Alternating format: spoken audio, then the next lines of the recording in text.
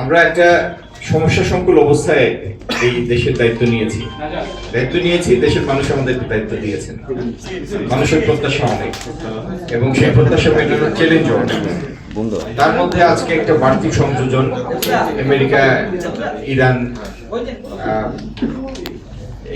এই সংঘাত কতক্ষণ চলবে সেটার উপর নির্ভর করবে যে এটার অভিঘাত দেশে এবং সারা বিশ্বে কত গভীর হবে।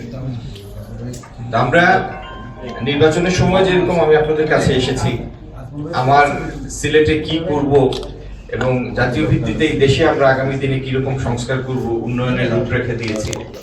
আমি চেষ্টা করব আমার পরিকল্পনার প্রত্যেকটাকে অক্ষরে অক্ষরে বাস্তবায়নের চেষ্টা করবো ইনশাল্লাহ। আমি আত্মবিশ্বাসী ইনশাল্লাহ, আল্লাহ সাহায্য করলে তার প্রত্যেকটি বাস্তবায়ন সম্ভব।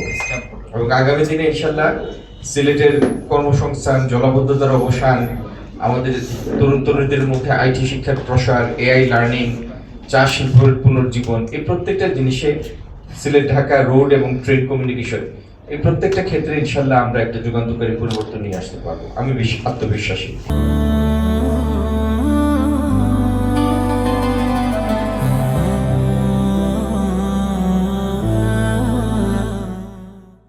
আপনারা দোয়া করবেন, আর আপনারা যতটুকু আমার মনে হয় আমাকে দেখেছেন এর মধ্যে দায়িত্ব নেওয়ার পরে, আমি স্বচ্ছতায় বিশ্বাসী।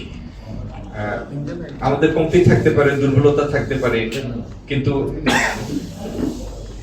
আমাদের চেষ্টা তো এই দেশের মানুষের জন্য, এই রাষ্ট্রের জন্য। সুতরাং সেই চেষ্টায় লুকাছাপার কিছু নাই। আপনাদেরকে সঙ্গী করে, আপনাদেরকে এই প্রচেষ্টার অংশ হিসাবে নিয়ে, কনফিডেন্সে নিয়ে আমরা আমাদের কাজ করে যাব।